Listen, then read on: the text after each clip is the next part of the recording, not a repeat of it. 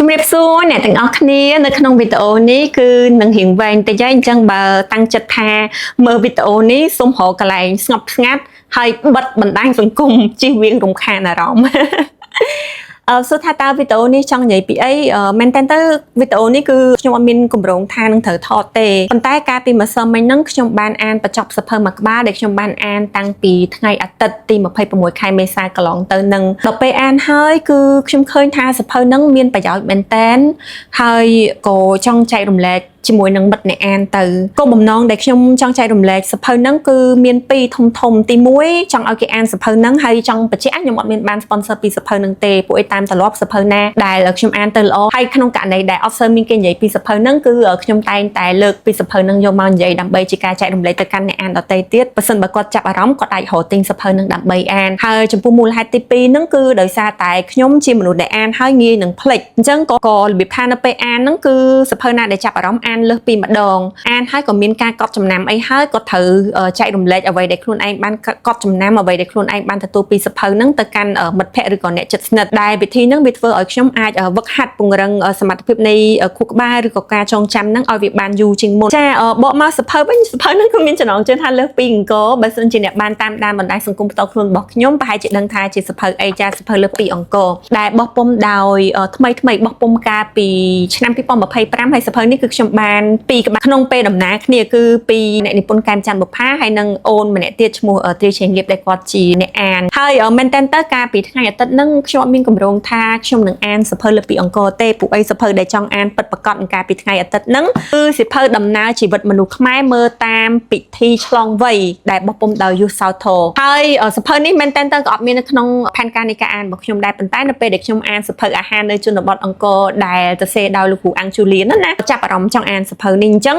អានមែនតើគឺមុនពេលដែលខ្ញុំចង់អានកាលពីថ្ងៃអាទិត្យដែលខ្ញុំភ្លេចយកទៅនោះគឺខ្ញុំអានបានប្រហែលទំព័រដែរបានអានដល់ទំព័រទី6ចាខ្ញុំបានណូតដែរចាប៉ុន្តែចៃដន្យអីអត់បានយកទៅផ្ទះអត់បានអានក៏បានអានសៀវភៅលើសពីអង្គរពួកអីអង្ការថ្ងៃអាទិត្យហ្នឹងទាំងអស់គ្នាដឹងអត់ខ្ញុំមានអារម្មណ៍ថាខ្មួលខ្មាញ់ខ្លាំងមែនតើថាចង់អានណាហើយអត់ចង់អានប្រឡំលោកឯងខ្លួនឯងចូលចិត្តអានប្រឡំលោកហើយតែសេប្រឡំលោកទៀតប៉ុន្តែអង្ការថ្ងៃអាទិត្យហ្នឹងគឺអត់ចង់អានប្រឡំលោកទេចង់អានអីផ្សេងពីប្រឡំលោកអញ្ចឹងក៏រើមើលសៀវភៅនៅក្នុងបន្ទប់ទៅសៀវភៅដែលតាក់ចិត្តជាងគេគឺសៀវភៅលើសពីអង្គរនឹងឯងហើយក៏ចាប់យកមកអានហើយដូចអ្នកទាំងអស់គ្នាឃើញនេះគឺជាពេលដែលខ្ញុំបានអាននៅទេខ្ញុំអានបានប៉ុណ្ណេះហើយខ្ញុំបត់ទំព័រផងអីផងដោយសារមែនតើខ្ញុំគឺជាមនុស្សដែលស្រឡាញ់ការអានប៉ុន្តែអត់សូវថែសៀវភៅទេស្រឡាញ់សៀវភៅអីដូចគេឯងចឹងប៉ុន្តែចូលចិត្តបត់ចូលចិត្តសរសេរញ៉ៃអីលើនឹងអញ្ចឹងបានវាអស់ចិត្តបានមានអារម្មណ៍ថាខ្លួនឯងស្រឡាញ់សៀវភៅខ្លាំងចាអញ្ចឹងដល់ពេលបានយកមកអាននៅកន្លែងធ្វើការទៅមាន sticker note អីត្រឹមត្រូវទៅក៏មានបាន note មានការកត់ចំណាំមាន highlight មានសរសេរអីលើនឹងបន្ថែមអញ្ចឹងណាហើយអាកន្លែងវែងចេញមកនេះគឺខ្ញុំទៅតែទាញវាចេញមកមិនទេដោយសារគិតថាបើសិនជានិយាយត្រង់ចំណុចដែលខ្លួនឯងនឹងលើកឡើងបើកតានឹងទៅវាអត់ចាយពេលយូរនៅក្នុងការស្វែងរកទំព័រហើយមើលខ្ញុំចង់និយាយគេពីសៀវភៅបើឲ្យខ្ញុំបិទភ្នែកឲ្យសម័យបន្តិចហើយអ្វីដែលខ្ញុំចង់ដឹងមួយរយៈនឹងក្រោយពេលដែលអានសៀវភៅនេះសូមបញ្ជាក់ម្ដងទេសៀវភៅនេះខ្ញុំអានចប់ពីម្សិលមិញប៉ុន្តែអ្វីដែលខ្ញុំចង់ដឹងរបៀបថាមើលឲ្យទាំងអស់អ្វីដែលខ្ញុំចាប់អារម្មណ៍ដំបូងគេហ្នឹងគឺតកតងជាមួយនឹងនយោបាយទឹកនៅសម័យអង្គរហើយសួរថាហេតុអីបានជាខ្ញុំចាប់អារម្មណ៍រឿងទឹកនៅសម័យអង្គរនឹងប្រហែលជាត្រូវចាប់ផ្ដើមពីរឿងភ្នំកូលែឬក៏ភ្នំមហិន្ទ្របរពតដែលកាលពីឆ្នាំ802ហ្នឹងព្រះបាទជ័យវរ្ម័នទី2ទ្រង់បានឡើងទៅលើភ្នំកូលែនដើម្បីធ្វើពិធីទេវរាជហើយក្រោយមកក៏យើងមានការកសាងបារាយផ្សេងសិតតែបារាយធំទៀតអញ្ចឹងបារាយទាំងអស់ហ្នឹងគឺវាជួយការពារប្រាសាទហើយមែនតើរឿងប្រាសាទមិនមែនតែទឹកមួយដែលជួយទ្រប្រាសាទហ្នឹងទេគឺយើងមានតាំងពីដើមឈើហើយមានដូចជាខ្សាច់មានអីគេតាមបច្ចេកទេសគេខ្ញុំអត់ចេះនិយាយទេហើយនិយាយទៅខ្លាចខុសចង់ដឹងអានសៀវភៅនេះដោយខ្លួនឯងទៅហើយបន្តមកក៏ចាប់អារម្មណ៍រឿងដែលឯកឧត្តមបណ្ឌិតហុងពៅដែលជាអគ្គនាយកនៃអាជ្ញាធរជាតិអប្សរាហ្នឹងលោកបានលើកឡើងពីរឿងទឹកហ្នឹងចាតកតងរឿងដំបូងហ្នឹងដែលខ្ញុំចាប់អារម្មណ៍ហ្នឹងគឺទឹកនៅលើភ្នំកលែនកន្លែងក្បាលស្ពានហើយបន្ទាប់មកគឺរឿងរូបចម្លាក់លឹង1000អីហ្នឹងអញ្ចឹងបើជំនឿរបស់ខ្មែរយើងជឿថាទឹកដែលចេញពីភ្នំកលែនហ្នឹងគឺជាទឹកស័ក្តិសិទ្ធិហើយយើងយកមកប្រើប្រាស់ក្នុងន័យប្រោះព្រំអីអញ្ចឹងប៉ុន្តែរឿងថ្មីព័ត៌មានថ្មីដែលខ្ញុំទើបតែដឹងតាមរយៈសៀវភៅនេះគឺឯកឧត្តមបណ្ឌិតហុងពៅហ្នឹងលោកបានលើកឡើងបែបលក្ខណៈវិទ្យាសាស្ត្រថាការឆ្លាក់រូបចម្លាក់នៅលើថ្មដែលមានទឹកហូរកាត់ហ្នឹងគឺធ្វើឲ្យទឹកហ្នឹងម មានអុកស៊ីហ្សែនខ្ពស់ហើយកាលណាទឹកដែលមានអុកស៊ីហ្សែនកាន់តែខ្ពស់គឺទឹកហ្នឹងគឺជាទឹកដែលមានគុណភាពហើយនឹងការវិភាគរបស់លោកទៅលើសាររបស់បុព្វបុរសខ្មែរយើងតាក់ទងជាមួយនឹងទឹកណាហើយខ្ញុំគិតថាខ្ញុំចាប់អារម្មណ៍មកខ្ញុំចង់ចែករំលែកមែនទេគឺឯកឧត្តមបណ្ឌិតបានបកស្រាយសាររបស់បុព្វបុរសតាមរយៈទឹកលឹង1000ហ្នឹងថាសូមឲ្យចំនួនក្រោយគោរពប្រភពទឹកនៅភ្នំគូលែនពីព្រោះប្រភពទឹកនៅភ្នំគូលែនគឺជាអាយុជីវិតប្រាសាទនៅតំបន់អង្គរហើយដូចជាមានការចែករំលែករបស់ឯកឧត្តមបណ្ឌិតហ្នឹងនៅវីដេអូណាមួយទេរបស់ថ្មីដែលឯកឧត្តមបានលើកឡើងថាសម្រាប់ក្រុងមួយគឺត្រូវសម្រាប់ទឹកនៃក្រុងហ្នឹងជាមុនសិនអូខ្ញុំនឹកឃើញហើយគឺវីដេអូដែលនិយាយអំពីបារាយខាងជើងមានទឹកឡើងវិញក្រោយគោករីងស្ងួតអស់រយៈពេល500ឆ្នាំហើយខ្ញុំនឹងដាក់ link វីដេអូហ្នឹងនៅ comment នៅខាងក្រោមវីដេអូនេះដើម្បីឲ្យមិត្តអ្នកអានដែលបានស្ដាប់វីដេអូនេះហើយចង់ជ្រាបបន្ថែមអំពីបារាយខាងជើងហ្នឹងថាហេតុអីបានរីងរយៈពេល500ឆ្នាំហើយឥឡូវហ្នឹងហេតុអីបានគេអាចដំណើរការបារាយហ្នឹងវិញបានគឺស្ដាប់តែខ្លួនឯងទៅពីពួកអីខ្ញុំចង់បើកវងកញ្ចក់ដែរវីដេអូនេះគឺនិយាយអំពីការយល់របស់ខ្ញុំការចងចាំរបស់ខ្ញុំពីការអានសៀវភៅហើយនឹងការស្ដាប់ដូច្នេះសូមកុំយកការចែករំលែករបស់ខ្ញុំទៅធ្វើជាអំណះឬក៏ឯកសារយោងប្រយ័ត្នខុសចង់ដឹងអានដោយខ្លួនឯងស្ដាប់ដោយខ្លួនឯងទៅទទួលបានព័ត៌មានជាក់លាក់ជាងពីព្រោះអីខ្ញុំគឺជាអ្នកដែលបានអានបានស្ដាប់អញ្ចឹងវាឆ្លងកាត់ការគិតការពិចារណារបស់ខ្ញុំអញ្ចឹងវាអាចលៀងពីអ្វីដែលការលើកឡើងពីខាងដើមច្រើនអញ្ចឹងគុំយកជាឯកសារយោងអីនិយាយគ្នាហើយហើយមួយវិញទៀតហ្នឹងដូចជាលើកឡើងដូចជាឯកឧត្តមបណ្ឌិតហុងពៅបានលើកឡើងនៅក្នុងសៀវភៅនេះដែរគឺនិយាយថារឿងតាក់ទងជាមួយនឹងការរៀបចំប្រព័ន្ធទឹកប្រព័ន្ធធារាសាស្ត្រអីហ្នឹងគឺមានក្នុងប្រហែលជាមានក្នុងសរសៃឈាមរបស់ខ្មែរយើងតាំងពីដើមមកហើយតកតងជាមួយនឹងកំពង់ផែអូកែវហើយនឹងកូបូរីសម្បូរព្រៃគុកហើយនឹងតំបន់រលួសអញ្ចឹងបានន័យថាមិនមែនខ្មែរយើងទៅតែបកកែនៅតំបន់អង្គរទេគឺយើងបកកែតាំងពីជំនាន់ដូនតាយើងពីមុនមកហើយដូចជាលោកបានលើកឡើងទៀតថាព្រះមហាក្សត្រខ្មែរយើងជំនាន់ហ្នឹងប្រហែលជាអាចមានវិស្វករទឹកនៅក្បែរបកាយរបស់ទ្រង់តែម្ដងដែលមានទាំងវិស្វករទឹកសម្រាប់ការសាងសង់ហើយនឹងវិស្វករទឹកសម្រាប់កសិកម្មអញ្ចឹងរឿងទាំងអស់ហ្នឹងវាធ្វើឲ្យខ្ញុំចាប់អារម្មណ៍ព្រោះរដងពេលទៅអង្គរបើបារាយទឹកថ្លាហ្នឹងកម្រទៅមែនតើហើយយើងឃើញកសិនទឹកឃើញអីអញ្ចឹងគ្រាន់តែសរសើរថាអូស្អាតអូទឹកថ្លាទឹកអីអញ្ចឹងណាអូទឹកធំអូទឹកពេញហៀអីអញ្ចឹងទៅប៉ុន្តែបើសួរថាមានអីផ្សារភ្ជាប់ជាមួយនឹងបារាយឬក៏កសិនទឹកទាំងអស់ហ្នឹងបានប៉ុណ្ណាខ្ញុំគិតថាអត់សូវមានទេប៉ុន្តែវាអាចផ្សារភ្ជាប់ខ្ញុំបានច្រើនជាងមុននៅពេលដែលខ្ញុំបានដឹងអំពីដូនតារបស់យើងដែលលោកបានគិតគូរយ៉ាងល្អិតល្អន់មែនតើហ្មងដើម្បីថែរក្សាតំបន់អង្គរគឺត្រូវរក្សាប្រភពទឹកនៃតំបន់អង្គរជាមុនសិនដល់ពេលខ្ញុំអានសៀវភៅនេះចប់ហើយមែនតើគឺខ្ញុំត្រូវអានលើកទី3ម្ដងទៀតដើម្បីខ្ញុំចង់ចែករំលែកជាមួយនឹងអ្នកអានដែរដោយសារតែខ្ញុំមាន highlight អីអញ្ចឹងគឺនៅពេលដែលខ្ញុំអានលើកទី3ហ្នឹងគឺខ្ញុំនឹងកត់តែចំណុច highlight នេះទៅជាចំណុចគោលទេពីព្រោះអីពេលដែលខ្ញុំមាន file មួយឬក៏មានឯកសារមួយដែលខ្ញុំនិយាយអំពីសៀវភៅនេះអញ្ចឹងពេលខ្លះខ្ញុំបាច់មកមើលសៀវភៅនេះទេខ្ញុំគ្រាន់តែមើល note នឹងឡើងវិញដើម្បីរំលឹកអ្វីដែលខ្ញុំបានអានខ្ញុំបានដឹងអីខ្លះអញ្ចឹងហើយដល់ពេលកន្លែងណាដែលខ្ញុំចាប់អារម្មណ៍ចង់ដឹងបន្ថែមឬក៏ខ្ញុំគិតថាអូខ្ញុំភ្លេចព័ត៌មានលម្អិតហើយខ្ញុំអាចមកមើលសៀវភៅនេះឡើងវិញអញ្ចឹងវាបង្កលក្ខណៈងាយស្រួលដល់ខ្ញុំដោយសារតែមែនតើខ្ញុំក៏មិនមែនជាអ្នកដែលបកកែអានដែរបកកែអានជាងគេហ្នឹងគឺប្រឡំលោកទេតែអាគុណវិបត្តិរបស់ខ្ញុំហ្នឹងអានហើយខ្ញុំអត់សូវចាំតែប៉ុណ្្នឹងឯងអញ្ចឹងខ្ញុំត្រូវរិះរកវិធីណាមួយដែលវាអាចជួយពង្រឹងខួរក្បាលរបស់ខ្ញុំបានឬក៏ការចងចាំរបស់ខ្ញុំឲ្យបានកាន់តែល្អអញ្ចឹងណាអញ្ចឹងយប់មិញនៅពេលដែលទៅដល់ផ្ទះហ្នឹងខ្ញុំអត់ចង់អានប្រឡំលោកទេខ្ញុំក៏យកសៀវភៅជនជាតិខ្មែរនេះយកមកអានឡើងវិញហើយជនជាតិខ្មែរនេះគឺបោះពុំដោយខាងស៊ីប៉ាហើយសៀវភៅនេះខ្ញុំលើកទឹកចិត្តហ្មងសម្រាប់អ្នកដែលគាត់ចង់អានពីប្រវត្តិសាស្ត្រខ្មែរតាំងពីសតវត្សទី1ដល់ទី15បែបងាយៗហើយខ្ញុំគិតថាក្មេងៗរៀនអាចថាពីណាទៅមើលពីថ្នាក់ទី6ទៅប្រហែលជាអាចអានអានេះបានដែរដឹងខ្ញុំគិតណាចាព្រោះវាងាយអានហើយខ្ញុំមកអានឡើងវិញដូចអ្នកទាំងអស់គ្នាដឹងហើយខ្ញុំអត់មានចំណេះដឹងខ្លាំងឬក៏ច្រើនទេតាក់ទងជាមួយនឹងប្រវត្តិសាស្ត្រហើយជាពិសេសពេលអានទៅតាក់រឿងឈ្មោះស្ដេចតាក់រឿងឆ្នាំសោយរាជហ្នឹងគឺខ្ញុំអានលែងចូលតែម្ដងប៉ុន្តែមួយរយៈចុងក្រោយនេះគឺខ្ញុំអានសៀវភៅប្រវត្តិសាស្ត្រឬក៏តាក់ទងនឹងទំនៀមទម្លាប់ប្រពៃណីខ្មែរហ្នឹងរៀងងាយយល់ជាងមុនណាចារៀងចាំបានជាងមុនតិចតួចក៏ប៉ុន្តែវាអត់ទាន់បានល្អប្រហែលទេគ្រាន់តែថាចេះតែប្រឹងទៅព្រោះអីខ្ញុំឃើញពីគុណតម្លៃនៃការអានសៀវភៅទាំងអស់ហ្នឹងខ្ញុំឃើញពីសារៈប្រយោជន៍នៃការអានសៀវភៅទាំងអស់ហ្នឹងនៅក្នុងនាមយើងជាខ្មែរហើយនិយាយដល់ហ្នឹងនឹកដល់ការចែករំលែកមួយរបស់លោកជំទាវបណ្ឌិតសុភាចារ្យភឿងសក្កណារដ្ឋមន្ត្រីក្រសួងវប្បធម៌និងវិចិត្រសិល្បៈលោកជំទាវបានលើកឡើងនៅក្នុងបទសម្ភាសន៍មួយជាមួយនឹងថ្មីដូចគ្នានិយាយពីថ្មីញឹកហ្នឹងដោយសារមួយរយៈហ្នឹងខ្ញុំមើលវីដេអូថ្មីច្រើនជាងវីដេអូផ្សេងទៀតអញ្ចឹងលោកជំទាវបានលើកឡើងថាកាលណាយើងអត់ស្គាល់ខ្លួនឯងច្បាស់យើងចាប់យករបស់គេហ្មងបើមិនស្គាល់ខ្លួនឯងបើមិនដឹងថាអ្វីដែលដូនតាទុកមកហ្នឹងគឺជាទេពកោសល្យគឺជាបញ្ញាញាណដែលដូនតាយើងខំប្រឹងប្រែងមកអត់ស្គាល់អត់ឲ្យតម្លៃបានទេ ta ấp ao tầng lái bán á thơm bên đang sờ lạnh thay tại sao bán khơi kia là o là hốt nè và thì họ thả lời hạt ấy có ban cơ mình nu mau mơ rọp liền nè không cắt tinh sụp bớt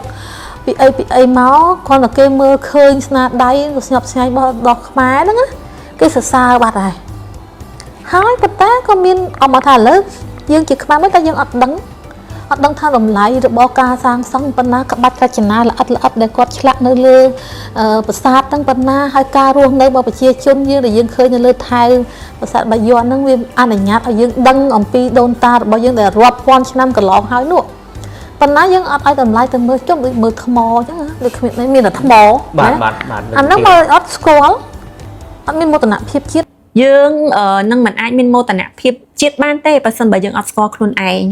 ហើយកាលណាយើងអត់ស្គាល់ខ្លួនឯងអញ្ចឹងទៅគឺយើងងាយនឹងទទួលវប្បធម៌បរទេសនិយាយឆ្ងាយពីសភៅលើពីអង្គរទៅខ្ញុំមានអារម្មណ៍ថាចាឥឡូវហ្នឹងខ្ញុំអានសភៅឡើងវិញដោយរបៀបថាដូចក្មេងតែរៀនកខអញ្ចឹងណាខ្ញុំចង់និយាយពីសភៅបែបប្រវត្តិសាស្ត្រដោយសារកន្លងមកដូចថាអានហើយប៉ុន្តែអានហើយចប់ជាមួយនឹងការបិទទំព័រសភៅវាអត់មានអីចងចាំនៅខួរក្បាល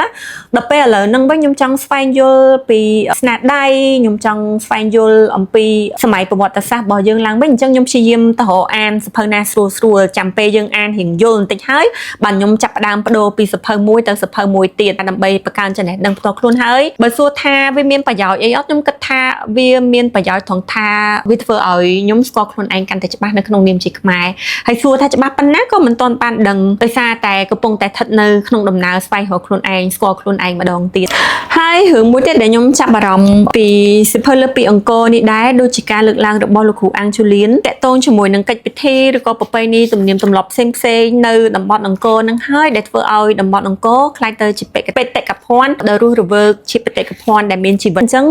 សម្រាប់ខ្ញុំផ្ទាល់ថ្ងៃណាមួយខ្ញុំពិតជាចង់ទៅមើលឧទាហរណ៍ជាក់ស្ដែងដូចរឿងពិធីសុំទឹកភ្លៀងឬក៏ពិធីបំពុះកុលបុត្រកុលធីតានៅដែលគេទៅធ្វើថ្មីហ្នឹងហើយខ្ញុំសុំសារភាពតាមត្រង់ហ្មងពីដើមឡើយនៅពេលដែលខ្ញុំទៅសៀមរាបអូខេខ្ញុំចាប់អារម្មណ៍រឿងប្រាសាទដែរប៉ុន្តែខ្ញុំចាប់អារម្មណ៍បានតែថា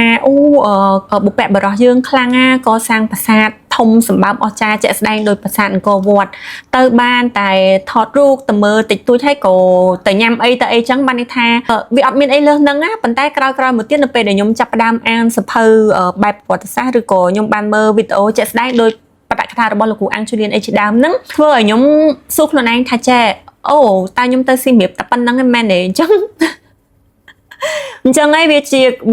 វាក៏ជាអីមួយដែលបដោះចិត្តខ្ញុំដែរថាឲ្យចង់ស្វែងយល់អីបន្ថែមលើសពីការទៅថតរូបនៅប្រាសាទអីអញ្ចឹងតាមរយៈការអានហើយពេលដែលខ្ញុំប្រហែលលើកក្រោយនេះនៅពេលដែលខ្ញុំទៅស៊ីមរៀបអញ្ចឹងទៅខ្ញុំចេះទៅសារមន្ទីរហើយមានមគ្គុទ្ទេសក៍អីគេចាំប្រាប់ពីអីដែលយើងបានទស្សនាទៅប្រាសាទក៏ខ្ញុំមានមគ្គុទ្ទេសក៍ដើម្បីគាត់អាចនិយាយអំពីប្រវត្តិអីរបស់ប្រាសាទអញ្ចឹងសម្រាប់ខ្ញុំមានអារម្មណ៍ថាពីមុនមកខ្ញុំអត់ចូលចិត្តរឿងទាំងអស់ហ្នឹងខ្ញុំចង់តែទៅថតរូបជាមួយប្រាសាទអីតែដល់ពេលក្រោយនេះនៅពេលដែលទៅប្រាសាទមានមគ្គុទ្ទេសក៍ទេសចរគាត់ប្រាប់អីចឹងទៅខ្ញុំមានអារម្មណ៍ផ្សារភ្ជាប់បានមកកម្រិតទៀតជាមួយនឹងប្រាសាទរបស់ខ្មែរយើងណាប៉ុន្តែខ្ញុំលើកឡើងអញ្ចឹងសូមកុំគិតថាអូខ្ញុំជាអ្នកស្រឡាញ់ប្រវត្តិសាស្ត្រជាអ្នកស្រឡាញ់វប្បធម៌ខ្មែរសិល្បៈខ្មែរជ្រាលជ្រៅជាងគេអត់ទេដូចតែខ្មែរទូទៅយើងខ្មែរយើងមិនស្រឡាញ់ខ្មែរមិនកើតទី1ហើយទី2មានអារម្មណ៍ថាចេះអូទៅសៀមរាបលើក្រោយគឺមានអីធ្វើមានអីថ្មីដែលត្រូវរៀនសូត្រហើយប្រាសាទខ្ញុំទៅដដែលទេមិនតែទៅប៉ុន្តែដល់ពេលលើក្រោយនេះនៅពេលដែលតាំងចិត្តថាចេះពេលដែលទៅប្រាសាទគឺត្រូវតែមានមគ្គុទ្ទេសក៍ទេសចរដើម្បីគាត់អាចរាយរាប់ពីរឿងរ៉ាវតាក់ទងនឹងប្រាសាទនឹងកសាងឡើងក្នុងរាជស្ដេចអង្គណាឧទ្ទិសទៅអីចឹងទៅហើយដល់ពេលបានអានបន្ថែមឲ្យទៅស្ដាប់ចឹងទៀតទៅធ្វើឲ្យខ្ញុំកាន់តែជក់ចិត្តហើយកាន់តែរបៀបថាដូចស្ញប់ស្ញែងជាមួយនឹងអីដែលដូនតាយើងបានបន្សល់ទុកឲ្យអញ្ចឹងបាទខ្ញុំគិតថាធ្វើវីដេអូនេះទៅបើទោះបីជាអត់មានអ្នកមើលដោយសារវាវែងពេកឬក៏ដោយសារការនិយាយរបស់ខ្ញុំវាអត់តាក់ទាញវាអត់សូវចាប់អារម្មណ៍ហោចណាស់បើសិនជាមានត្រឹមតែម្នាក់ដែលគាត់ស្ដាប់វីដេអូហ្នឹងហើយគាត់ទៅចង់អានសភៅដែលខ្ញុំបានលើកឡើងនៅក្នុងវីដេអូនេះឬក៏គាត់ទៅប្រាសាទគាត់ចេះសង្កេតគាត់ចេះពិនិត្យមើលជាងមុនគាត់ទៅដោយមានការរាយរាប់ដំណើរសាច់រឿងនៃប្រាសាទនឹងពីមគ្គុទ្ទេសក៍ទេសចរខ្ញុំគិតថាជាអីមួយដែលខ្ញុំបានធ្វើជាប្រយោជន៍សម្រាប់អ្នកដែលគាត់ទស្សនាវីដេអូនេះមើលខ្ញុំចង់និយាយអីទៀតចេះក៏ប៉ុន្តែខ្ញុំមានអីនិយាយច្រើនតែដល់ពេលខ្ញុំចូលវីដេអូមកខ្ញុំភ្លេចអស់ចឹងមិនចឹងមើល ឥឡូវខ្ញុំមើលទៅខ្ញុំមិនដឹងថាចែករំលែកអីបន្តទៀតទេពីព្រោះអីខ្លាចនិយាយកាន់តែយូរវាកាន់តែខុសឬក៏ប្រឆាចពីអីដែលបានលើកឡើងនៅក្នុងសភៅនេះណាប៉ុន្តែ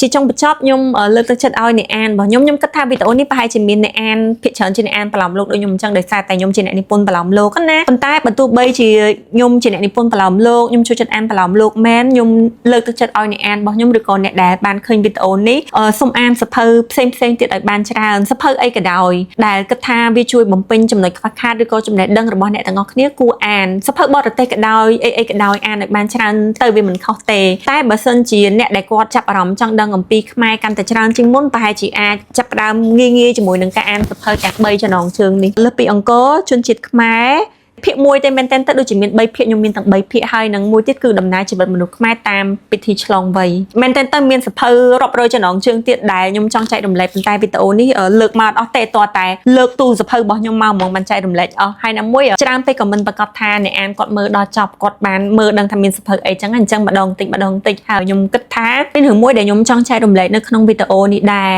ដែលខ្ញុំគិតថាអ្នកអានក៏គួរតែចូលរួមចំណែកណាព្យាយាមចែករំលែកស្នាដៃរបស់អ្នកស្រាវជ្រាវខ្មែររបស់យើងឬក៏អ្នកដែលមានចំណេះជំនាញពិតប្រាកដទៅលើប្រធានបទណាមួយហើយពួកគាត់បានទៅសេជាសភៅ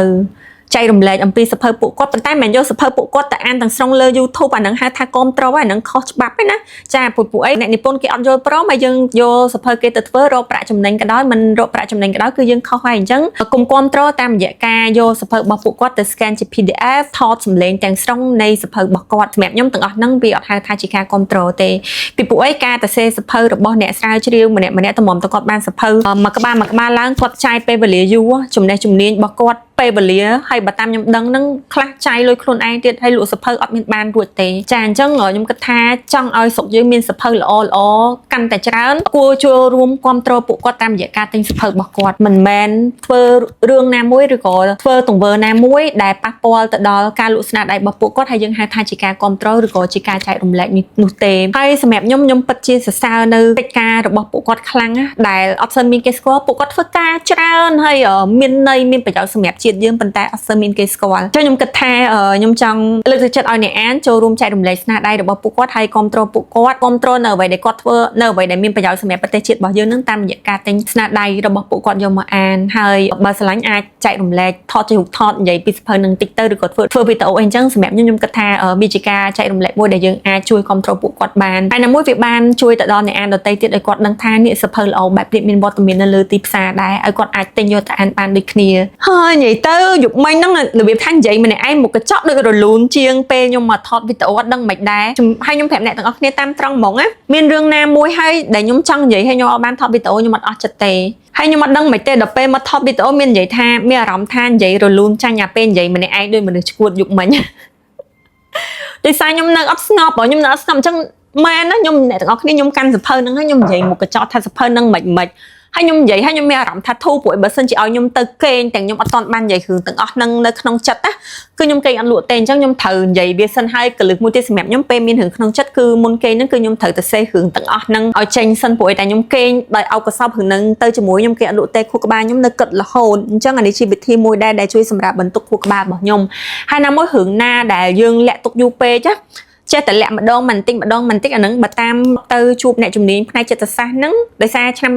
មុនហ្នឹងខ្ញុំមានបញ្ហាផ្លូវចិត្តដោយសារតែរឿងគេហៅថា emotion suppress បានន័យថាខ្ញុំចូលចិត្តសង្កត់អារម្មណ៍របស់ខ្លួនឯងណាអញ្ចឹងវាម្ដងមួយថ្ងៃមកស្ទប់យូរទៅវាទប់លេងបានវាចេញតាមរយៈរាងកាយរោគសញ្ញាតាមរាងកាយដូចជាការឈឺចាប់នៅត្រង់ណាមួយឬក៏ការឈឺក្បាលលាក់នឹងលាក់បានន័យថាមានច្រើនទៀតអញ្ចឹងអាហ្នឹងរកអ្នកជំនាញសួរគេទៅអានេះខ្ញុំនិយាយពីបទពិសោធន៍របស់ខ្ញុំឆ្នាំទៅដែលខ្ញុំជួបអ្នកជំនាញទេហ្នឹងហើយឥឡូវហ្នឹងខ្ញុំសូមបញ្ចប់វីដេអូហ្នឹងត្រឹមតែប៉ុណ្ណឹងហើយសូមអរគុណអ្នកទាំងអស់គ្នាដែលបានតាមដានទស្សនាតាំងពីដើមរហូតដល់ចប់ខណៈនេះនាងខ្ញុំកឹមឌីណាជាអ្នកនិពន្ធប្រឡំលោកខ្មែរហើយក៏ជាអ្នកដែលចង់ចូលរួមចំណែកនៅក្នុងការលើកស្ទួយការអាននៅក្នុងប្រទេសរបស់យើងដែរសូមអរគុណនិងសូមជម្រាបលាបាយបាយ